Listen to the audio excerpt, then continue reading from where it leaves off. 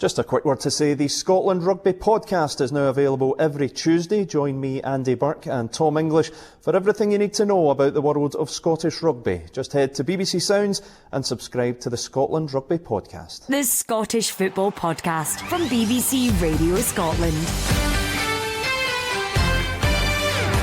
Hello and welcome to BBC Scotland's Daily Football Podcast with me, Alistair Lamont. If you haven't done so already, you can subscribe at BBC Sounds. Now, today our focus is on St Johnstone and the managerial vacancy there. And with that in mind, I'm joined by Saintie extraordinaire Stuart Cosgrove to examine just what on earth is going on at his beloved club. Stuart, good afternoon to you. And I just want to begin by asking just how inevitable for you was the news of Steven MacLean sacking when it broke on Sunday? I think in lots of ways I already expected it. It was a fairly kind of sad moment in the club's history because you're waving goodbye to a really, really well-loved character at the club, not least of which he was the guy that scored the winning goal for us in the 2014 Cup final, so would be seen as a kind of, you know, an absolute kind of legend within the club, the type of person you would induct into your Hall of Fame. And here he was being sacked. And along with him, Liam Craig, who also was someone of great substance and well-respected within the club. So they were two very popular men to begin with. And seeing the two of them go in those circumstances after what for us was unacceptable defeat at St Mirren, it felt sad more than kind of anything else that's happened to the club in recent years. That 4-0 defeat was their fifth in the league, 4 draws and no wins, already 5 points adrift. Now, the Chief Executive, Stan Harris, I've already read some quotes from him about, as you're alluding to there, Stuart, how difficult a decision it was for him as a Saints fan himself, clearly, to sack a couple of club legends. You mentioned Liam Craig as well, the record appearance holder for the club. So, as you say, two guys who are held in such high esteem by most Saints fans, if not all. But ultimately, did Stan Harris have any choice the way things were going? I don't think he did really, and it would have been laying quite heavy on him. You know, I'm a close friend of Stan's and I know him well. We grew up together.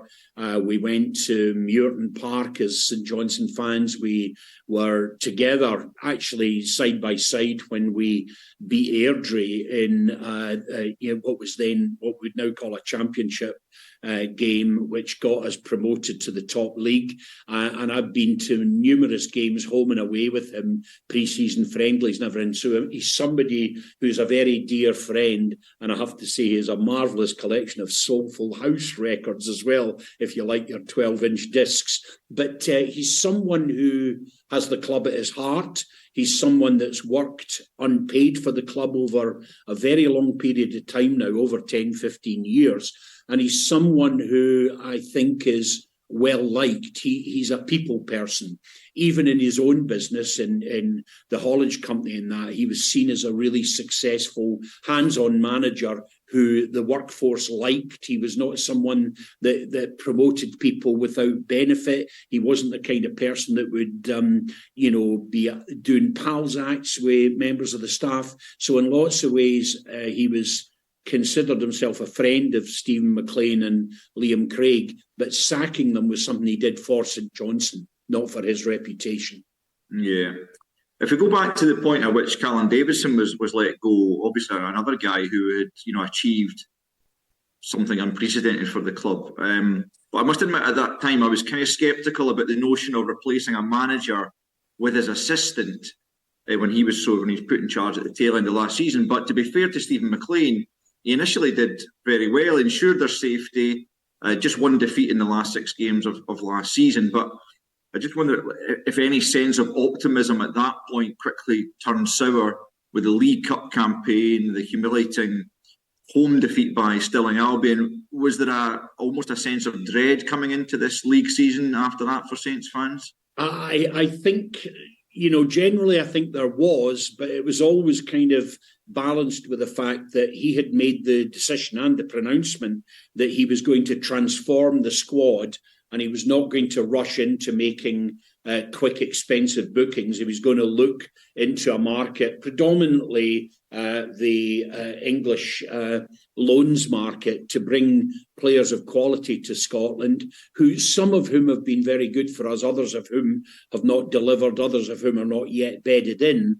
But actually going back to the transition period with Callum Davidson, one of the things that came, of course, was that there was a transition within the board as well, when Jeff Brown, our old chairman, returned and his son Steve resigned and retired from the board. And what happened then is that we published an annual returns, literally our annual books, and the profit and loss account was just hideous to behold. St Johnstone, all the way through the past, and particularly through Jeff Brown's era, had been a cautious club, a club that always turned a profit, that always made value of the fact that they could sell a player on, or that they could maintain strong working behind the scenes and catering and things like that. And I think it embarrassed Jeff a little bit to have to announce that kind of embarrassing loss that we'd published. And when Stan and Jeff sat down to talk about that, one of the things that they had to do, and it was a matter of pride for the club and for the city, they had to save money.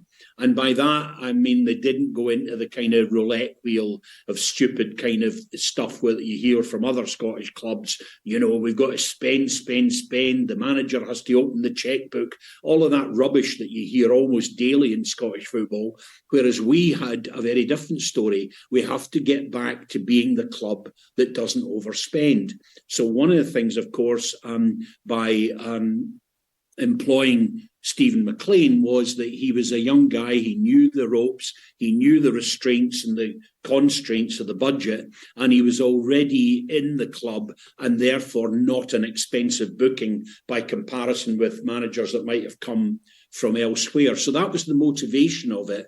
And he began this lengthy journey of identifying players that he thought could do a job for us, against the backdrop of us having lost a generation of players, Ali McCann, Jason Kerr, Sean Rooney, a number of whom had gone down to England and who were at the kind of core of the great double-winning team. So in a way, it was a ferociously difficult job that they were doing, and one that they've not really yet got out of the forest on. But I suspect that maybe the job was too difficult for Steve. There was too many things going on, and to some extent experience would be what's probably required next. We'll come to that. I just think you're talking about that, the things that are going on in the background, and obviously on the field. Since that amazing double season, the club does appear to have been a downward spiral. Essentially, they're fighting their third successive relegation battle now, amid all the cost cutting that's had to go on. Is the financial element for you the fundamental issue at the heart of the problems right now? Well, I think it's an element of it, but the club is in extremely good position by comparison with many of the other clubs in the same division. I mean, St Johnstone have got £5 million in the bank in their account, which is for a rainy day. You might turn around and say, well, the rainy days come, but there's not many clubs in Scotland that have got that level of kind of savings and substance behind them. I think what we've done is we've probably taken too many so-what players on short contracts and paid more for them than maybe we should have done. But I think that that's not St Johnstone's problem alone. I think that's a periodic problem for almost every club in Scotland.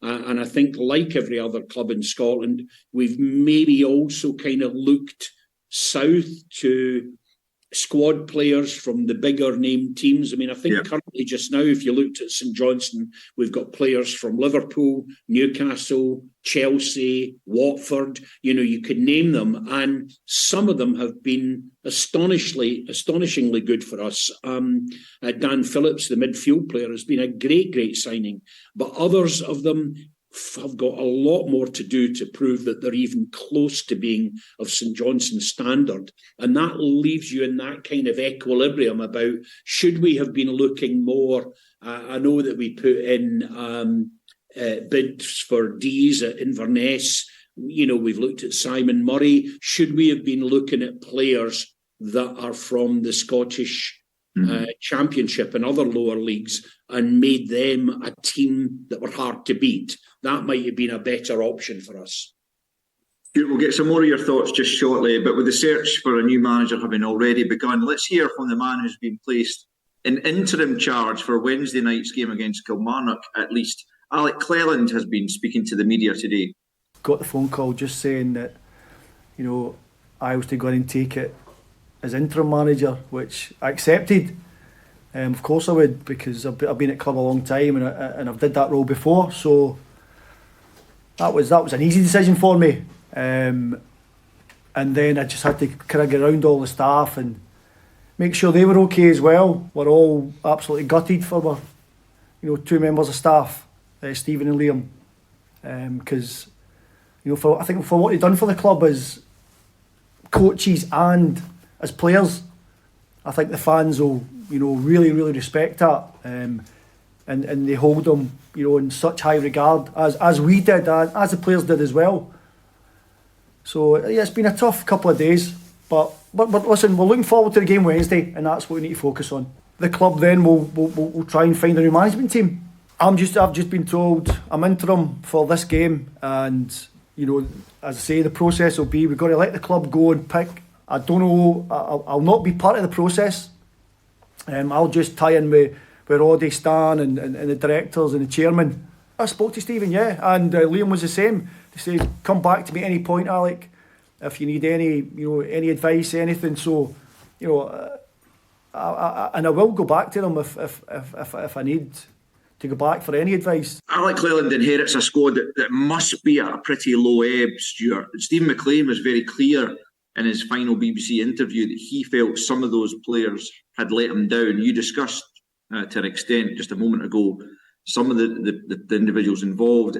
Is there enough quality in the squad to get St Johnstone out of their current predicament?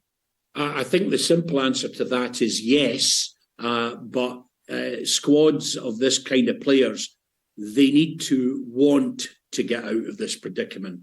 And in lots of ways, we've not seen enough proof from enough of them that they want that. Now, it's not easy, it's not difficult, rather, to become someone that's well liked by St Johnstone fans. You got a young player that came in from Austria, Sven Sprangler, and his attitude towards playing for the club is one that's modest, it's kind of committed. He spends a lot of time going round kind of supporters groups. He puts himself up for the less kind of fashionable jobs, turning up at, hospitals, at food banks and things like that. And Sven immediately has won over the fans. Now, here's a young man who came out of Austrian football, and I bet you if there was a poll tomorrow about who the next St Johnstone captain would be, he would win hands down. So there is actually an attitudinal thing here. And I think what maybe doesn't quite work as well as often is the kind of aspirational squad player that imagines themselves to be already a Premiership star, and they've not done enough graft to justify that. I've seen 3 or 4 of our players who I think have got, great potential, great talent, a lot of pace, a lot of ability. But actually, when it comes to playing on a Saturday against seasoned professionals, they seem to go into a shell and don't give you the 90 minutes that you would hope. They've only scored 3 goals in their 9 league games, and it strikes me that goals have been a problem for a few years, and eventually that is going to come back and haunt you, isn't it? I think so, yes, but I would counter that by turning round and saying St Johnstone has been,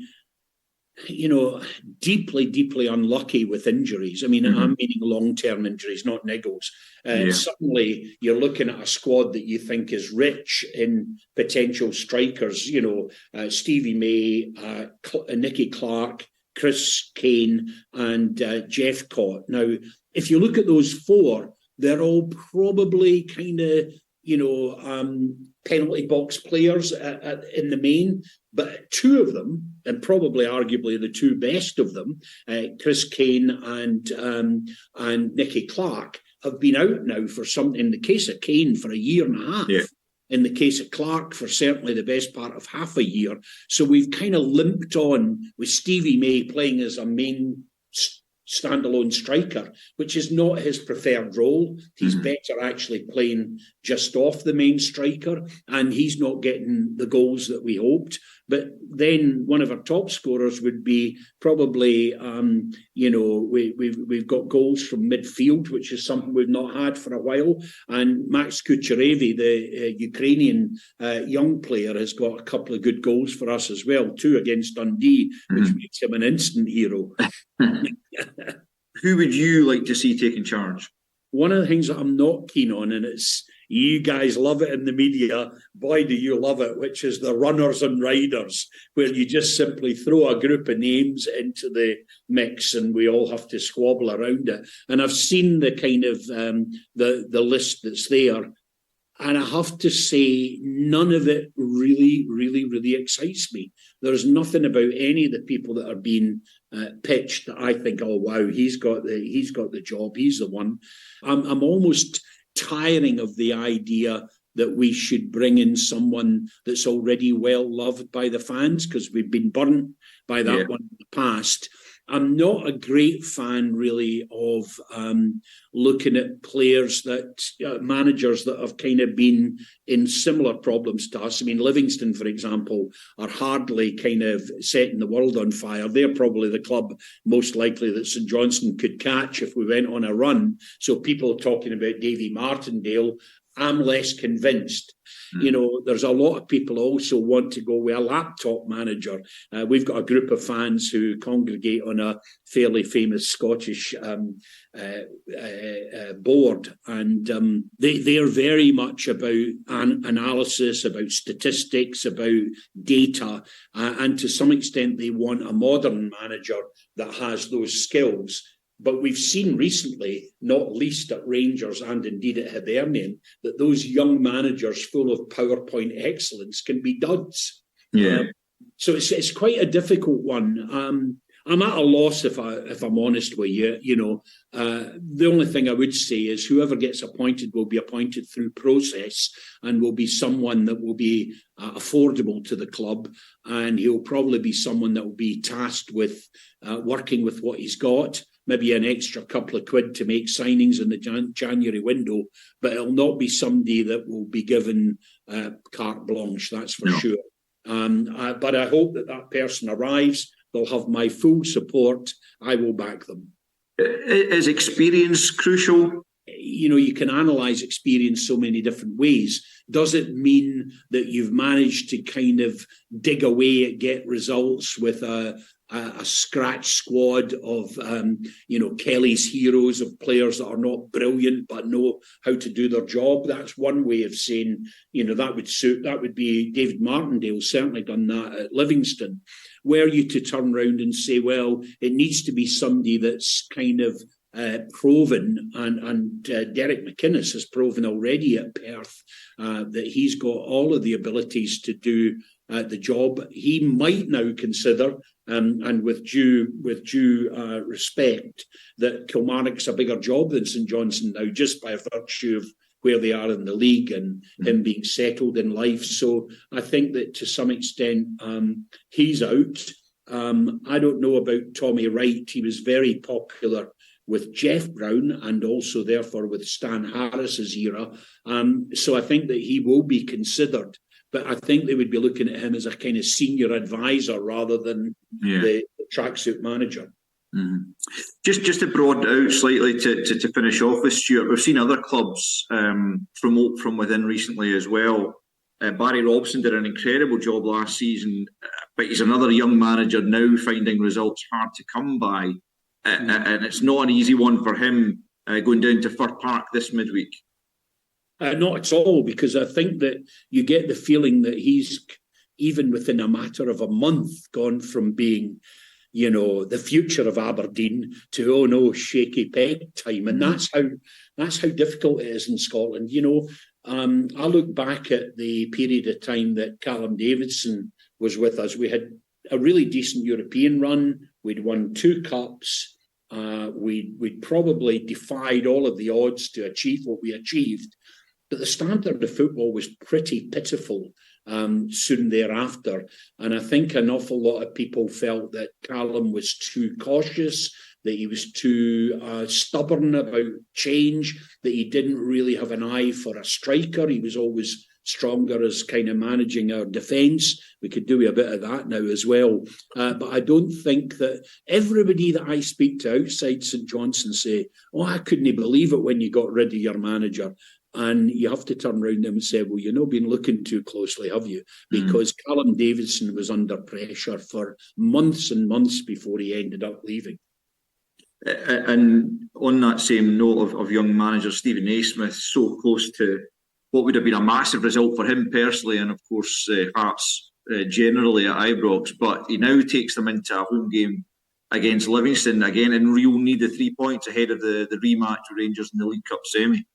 Yes, and you know what? It's at the stage now where St Johnstone are in need of a win and in need of playing catch-up, and we need Livingston to lose that game in order to play catch-up. So every bit of the chessboard is changing literally by the week. I hope that we do what St Johnstone's track record is, that we apply a due diligence and we get a manager that meets the main criteria that we are looking for, and that is a cost-effective manager who can turn a squad that has real potential into a squad that can start winning games. It's a full midweek card in the Premiership, starting with Hibs against Ross County on Tuesday, and then beyond those games I've already touched on, Celtic host St Mirren and Dundee welcome Rangers. We'll have all those games extensively covered across BBC Sports Scotland, online, on digital, on radio and TV. Never a dull moment in Scottish football. My thanks to Stuart Cosgrove. Bye for now. The Scottish Football Podcast from BBC Radio Scotland.